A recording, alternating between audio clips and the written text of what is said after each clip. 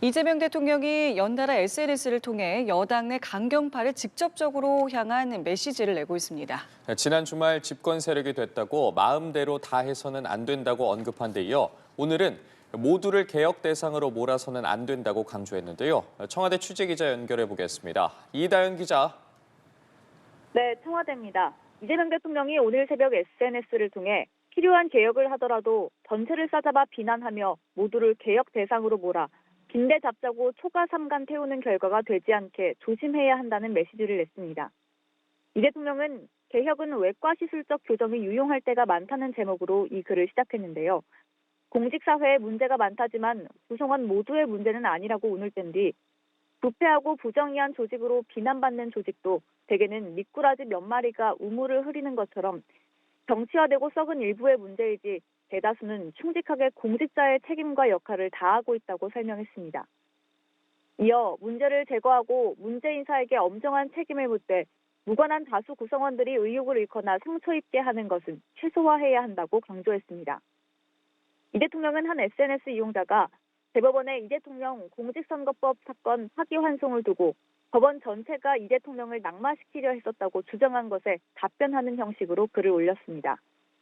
사법개혁의 가속 페달을 밟고 있는 여당 강경파를 향한 제재 메시지로 풀이되는데요. 이 대통령은 아무리 어려운 개혁이라도 결코 포기하지 않되 개혁으로 인한 상처와 갈등을 최소화하기 위해서는 조심 또 조심해야겠다고 적었습니다.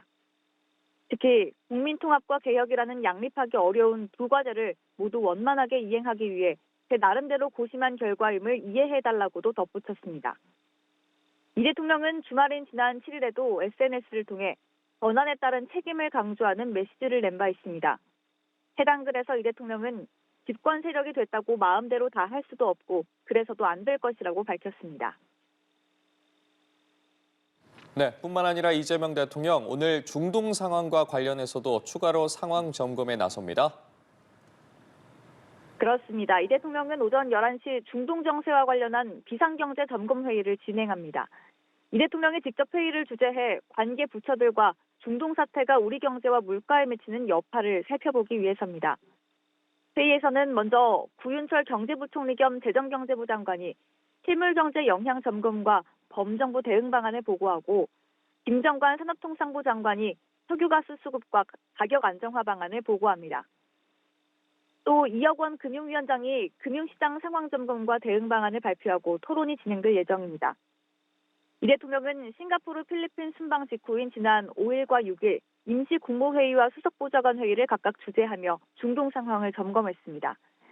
지난 수석보좌관 회의에서 이 대통령은 중차대한 시기일수록 우리는 기민하고 세밀한 대응을 통해서 국민 삶에 가해질지도 모를 위험 요소를 선제적으로 관리하고 또 차단해야 한다고 말했습니다.